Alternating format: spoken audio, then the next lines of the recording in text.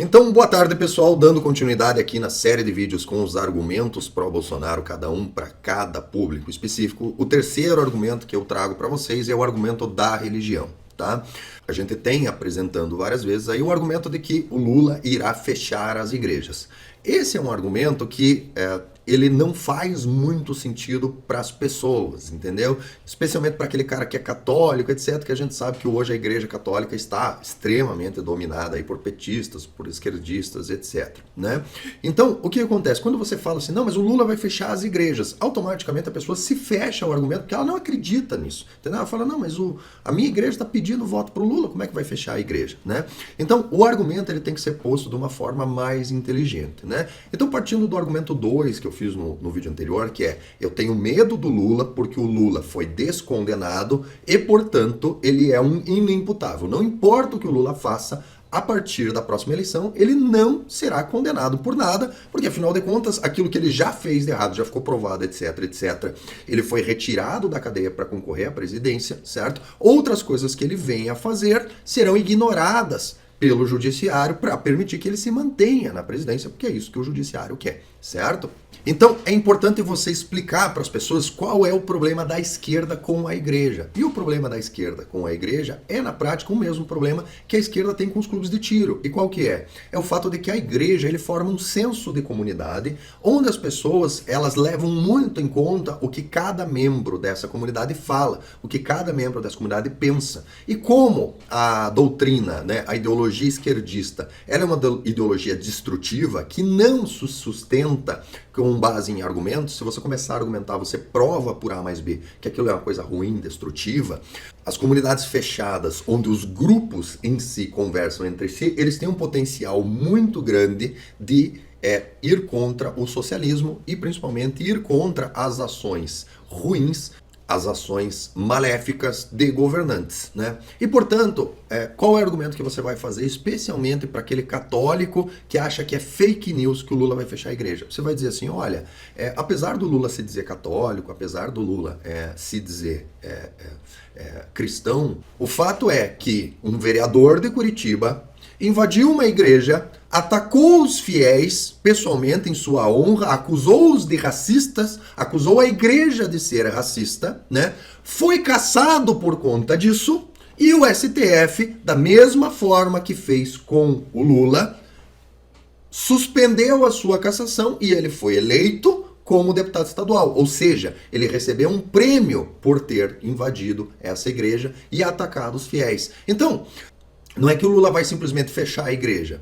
Ele só vai condicionar o funcionamento da igreja à concordância com as doutrinas socialistas. E aquele que discordar, o Lula vai lá e vai mandar a polícia fechar? Não, ele vai mandar um deputado estadual que já invadiu a igreja e já ficou impune e mais, foi premiado por isso e lá invadir de novo. Certo? Essa semana tivemos no interior do Paraná uma igreja que foi invadida e todas as imagens existentes dentro da igreja, inclusive algumas centenárias, foram destruídas, foram quebradas e foram destruídas. Isso afeta o funcionamento do culto, isso afeta a liberdade da igreja, isso trata-se de uma ameaça clara à existência do culto e pode ser que com o tempo, né, vai se tornar tão difícil manter a igreja aberta, manter o culto aberto, que não é que a igreja será fechada, é que a igreja vai fechar por si, por inviabilidade, por falta de fiéis. Se você vai num culto numa igreja e essa igreja é invadida uma vez, na próxima semana você já vai ficar com mais medo de ir. Na segunda, terceira vez que essa igreja for invadida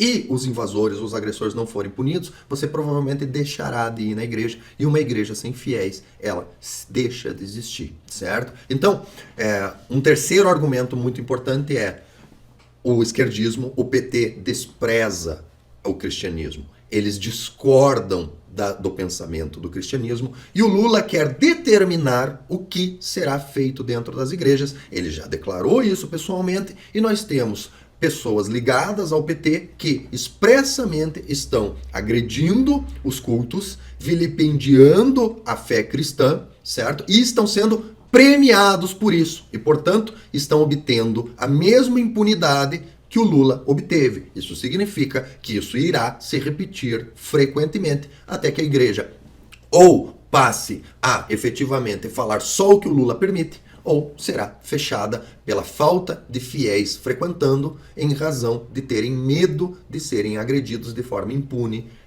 dentro do seu culto, tá? Então, um bom argumento para aquele católico, né, que preza a igreja, preza a religião, mas afasta de pronto a ideia do o Lula irá fechar as igrejas, alegando que isso é fake news, entendeu? Aponte isso, aponte que o invasor de igrejas de Curitiba foi premiado, né, recebeu um cargo maior, né, de vereador passou para deputado estadual, extremamente bem votado, né, será meu colega na Assembleia Legislativa do Paraná, e isso decorreu da mesma impunidade que foi dada ao Lula, né? Então, essa questão da impunidade, ela se expande, certo? E incentiva as pessoas a terem esses comportamentos. Então, não é que vai sair um decreto e vai proibir a igreja, é só que vai ficar tão difícil de ir na igreja que as pessoas simplesmente vão parar de ir. Tá? Então, gente, esse é o terceiro argumento para você pegar com aquele amigo religioso, aquele amigo cristão, né, que simplesmente diz, não, mas eu li aqui na agência Lupa que é fake news, né, que o Lula é cristão.